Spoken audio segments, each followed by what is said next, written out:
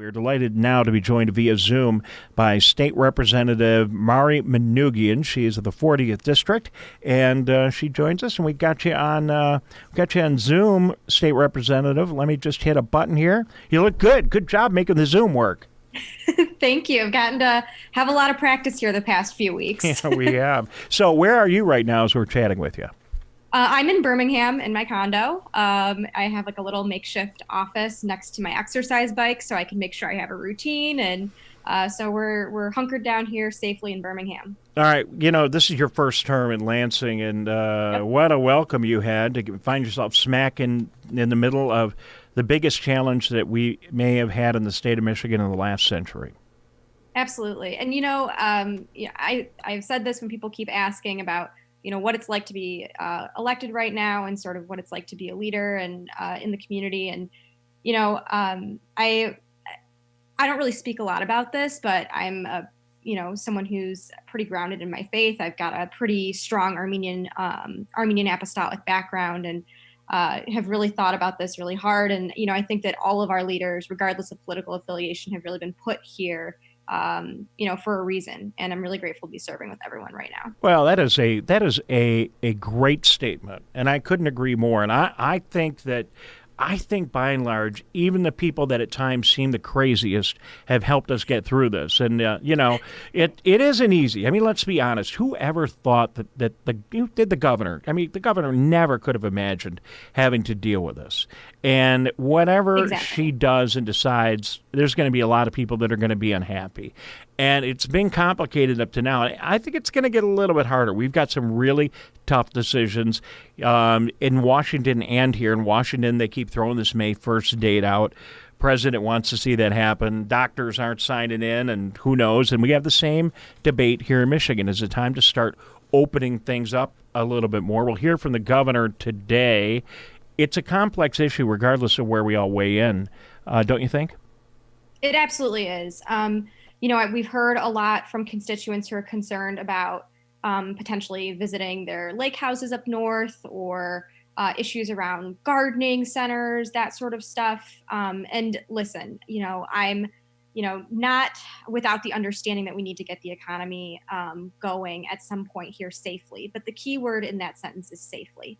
And we need to make sure that we are following what these epidemiologists, what these doctors and scientists are telling us, because my biggest concern is we prematurely open up the economy and then we end up in a worse place than we were now because we'll have to shut stuff down again.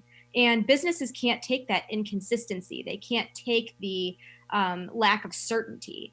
At least in this space that we're in right now, we can get the tools we need together, whether it's through the federal stimulus package or working with MEDC and some of our partners here at the state level. If we can do all of those things and at least assist our businesses to put together plans, it's not going to be perfect.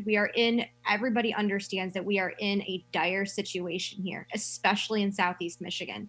But if we can use the tools we have in our toolbox to put together plans so we can figure out when it's safe to open up the economy, I think it's going to be the right thing to do for all Michiganders. State Representative Mari Manoogian of Birmingham joining us. She represents the 40th District, which covers a lot of our coverage area. We're on a number of radio stations and on community television sites. We want to keep in touch with you as you are speaking to your people. Just tell me if I'm wrong here, but you are in a very critical spot right now, you and the legislature, because the way I see it, the governor most likely would like to extend and continue to issue executive orders that are going to help us get to where we need to get to. But we only have an emergency declaration through the end of April, and she can't really do a lot of the things that she wants to do without the legislators' approval. And That's right. you guys didn't give her 70 days. I'm not weighing in on your opinion on this. I'm saying the legislature as a whole. That's true. So yes. just It was a help. voice vote. So you help- can't see either. Couldn't see my opinion either way on that one on the record. But I do think that we need to give the governor the tools that she needs, and in concert, not just give her the tools she needs to do the right thing in terms of executive orders, but also back her up legislatively. And the best way to do that is we need to figure out a way to be able to meet remotely. The legislature.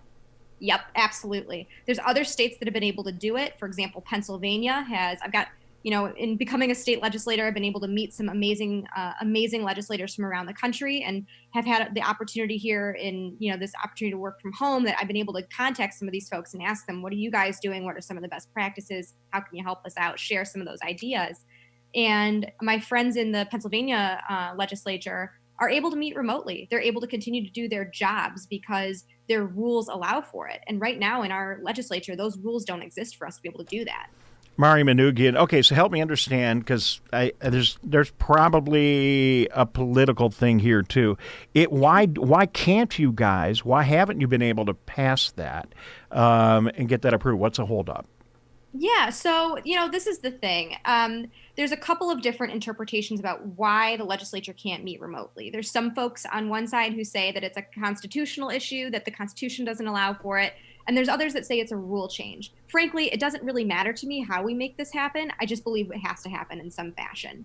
So the thing that I'm proud to support, Minority Leader Chris Gregg, she represents Farmington Hills area. She put together a plan that includes a rules change that would allow for us to meet remotely. And for me, it's something that I think we really need to critically examine. And as I mentioned, whether it's something that we all agree on as a legislature and create a constitutional amendment, or we do it through a rules change, it doesn't matter to me. We just need to be doing what's best for the people. Is there a partisan divide on this issue, if you don't mind me asking?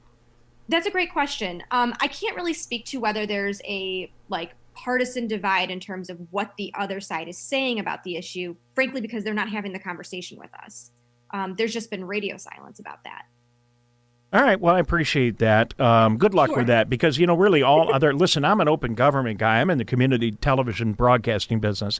I would like to see you guys meeting as often as possible and doing that in as open of an environment as possible. So Godspeed on that. Good luck with making all that happen. Appreciate it. But clearly, the legislature is in the driver's seat right now, and it's going to be a difficult time making these decisions. Can I ask you, we haven't had a chance to meet, and I want to ask you just a very direct question. Do you believe that our lawmakers and the governor trust the people of the state of Michigan to be able to implement a slightly more relaxed plan? Or do you think we need to be, and I hope you don't mind me being direct about this, or do you think we just need to be a little bit more cautious with what we're doing because the populace, the 10 million of us out here in the state, can't implement it if it's a little more relaxed? That's a great question. And I'll just give a quick anecdote and then I'll answer it as directly as I possibly can. And for folks who know me around the district, they'll know I'm a pretty direct person. So one of the things that I have been following really closely is sort of the conversation around, why are we implementing these stay-at-home orders in counties and in cities that don't have as many sick folks with COVID-19 as in other counties like ours? And the reason for this is very simple. And you can see it from the mouths of the mayors in those towns that don't have any sick folks with COVID-19 right now. They are horribly worried that someone from Southeast Michigan is going to go up north, visit their family, go to their family's cottage on the lake, what have you. And throughout that time that they're spending up there, they could be carrying this disease and not knowing it, because it really is something that is invisible, that sometimes folks don't even have symptoms when they're carrying, and they could be shedding this disease in a space that doesn't really have anybody who's contracted it yet, and then could create a complete overload for our rural hospitals. There are many communities that do not have access, that lack access to the healthcare they need, regardless of whether we're in a pandemic or not. And those hospitals, those doctors and nurses, all those medical professionals who are on the front lines will be completely overwhelmed in some of those spaces, and it would be absolutely devastating for those communities. So I completely understand, and I think that there will come a time when we can begin to relax some of these restrictions again. But, as you mentioned earlier, we did see a little bit of a lower reporting number of cases yesterday. However, yes, it's the weekend, and you can look back into previous iterations of data that have been released to the public. A couple of weeks ago, we saw a dip on a Sunday where it didn't look like we had as many cases, and then it skyrocketed again. So I just think we need to be very cautious. I think that the stay-at-home order extended through the end of the month is appropriate. And then we can reevaluate then. I think it's a very cautious and judicious move. It's something that I know the legislature is doing in concert with the governor. So are you talking in the legislature because that order is there and the things that you talked about, the second home issue and the travel across the state has been addressed in the current orders? We've got boating shut down, golf courses shut down. We got, it's pretty restrictive right now in light of the comments you just made, and it's understandable. Are you guys having that dialogue? Because you got a plan. Is there dialogue going on in the legislature, knowing this is going to be on your shoulders? Are you talking in your caucus, and is your caucus talking with the Republicans to try to figure out what we're going to do May 1st and beyond? Absolutely. So, not on my side of the Capitol, but on the Senate side, there is a bipartisan working group that was established by the majority and the minority to specifically work on what do those plans look like for reopening the economy.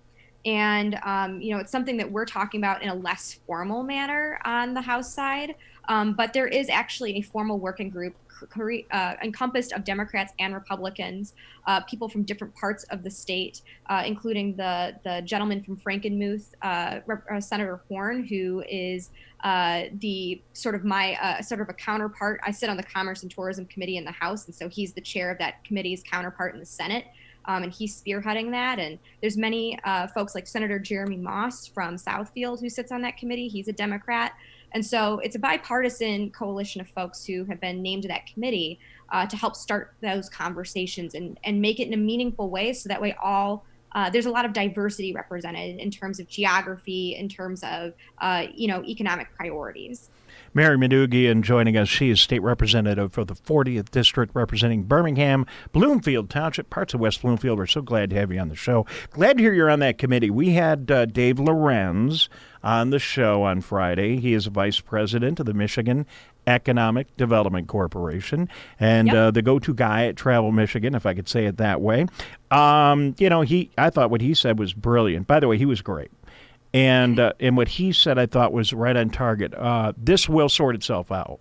But when it does, darn it all, Michigan people, when we travel, better travel in Michigan. We really need to support our economy. When up north wants us, and I get it, they don't want us up there right now, but when they do want us, we're really going to have to travel up there because we might not see people from around the rest of the country. And, we love going up north, and we love our northern Michigan communities. Walking around in downtown Charlevoix reminds me of walking around in downtown Birmingham. So, Absolutely. we want to get back up there. I know I do, you do, everybody does. So when time comes, we really hope that we get an opportunity to get back up there and enjoy our state. Absolutely. Representative Manoogian, I see you on television, so I can see you via Zoom. You're clearly one of the younger members of our legislature. I applaud you for your service. Can you talk to people that may be younger and talk to them a little bit about their roles and responsibilities during this crisis? Yeah, absolutely. And I'm really glad that you brought that up because I think that that's something that's been it's been a priority. I've been talking to the lieutenant governor in particular about this. And, I'll say this. I have a sister who's 4 years younger than me. And I have, been talking to my younger cousin actually this morning. And I'll tell you, the young folks in this community are taking this seriously.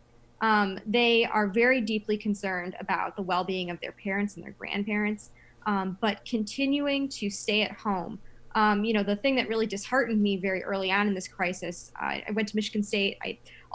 My degree is from George Washington, D.C., I did spend 2 years at Michigan State. My mother and my sister are Spartans. The thing that really disheartened me was seeing all those kids out there at the bar on Saturday night during St. Patrick's Day weekend, knowing full well that this was going to be a crisis.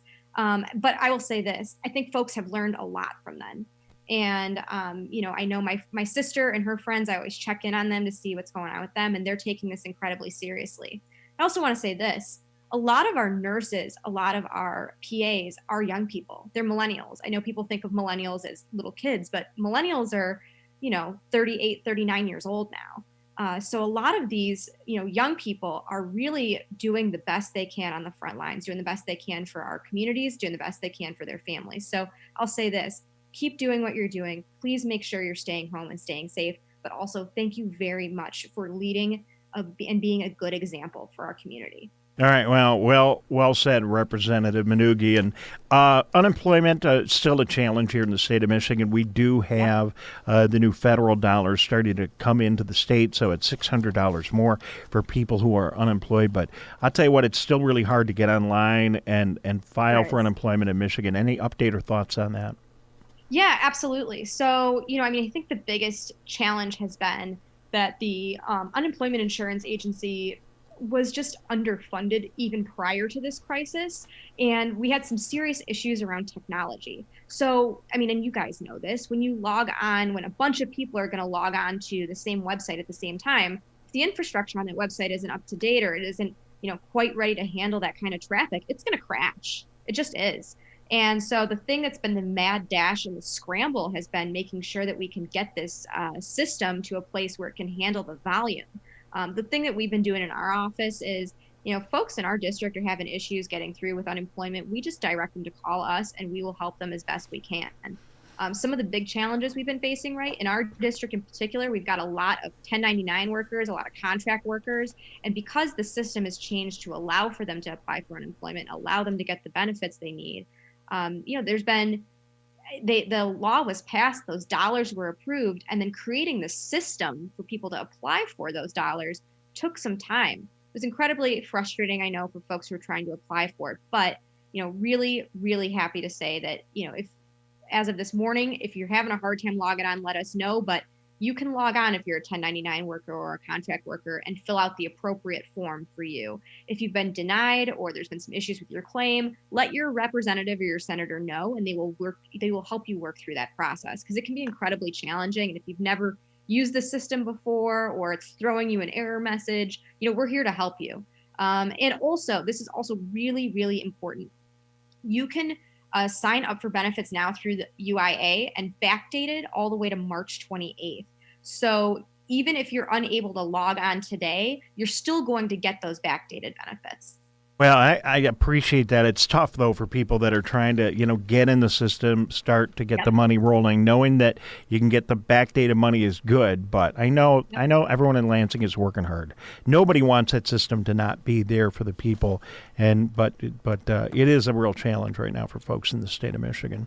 When can I walk through downtown Birmingham? Yes, keep my social distancing and see those stores open and shop. Well, I just tell you what, I cannot wait. I love downtown Birmingham, right in the middle of your district. I cannot wait for the day to open and walk down Old Woodward and go get a coffee at Starbucks and, keep a little distance, but get back to some level of normal. Do you see that happening soon? I'm hopeful. I think, again, we're going to reevaluate this thing here at the end of the month and see what things look like. The thing I'm most concerned about is our frontline workers who are in our district, the folks in our district who are sick and who have family members that are very concerned about them. And, I think that, we're all itching to get back to life as normal, and what that normal looks like will remain to be seen as well. But, I think we just got to be really smart about this. And, I really want to get back out in downtown Birmingham too. I miss knocking on doors and talking to my constituents. That's something I've really missed out on, especially as the weather's gotten better here. But you know what? We just need to make sure that we're doing all the right stuff right now so we don't have to go back into a quarantine situation again because we opened things up too early. State Representative Mari Manoogian, thank you so much for joining us. Good to chat with you. I look forward to when this is all over, maybe we can have you in the studio and we can have another conversation and we get a chance to meet in person. But thank you for being with us today. Anything comes up thank you. Anything that comes up that folks need to know about, would you give us a call and we'll get back in touch. And good luck. Challenging days ahead for everyone in Lansing. We wish you the very best. Thanks so much. Really appreciate the time.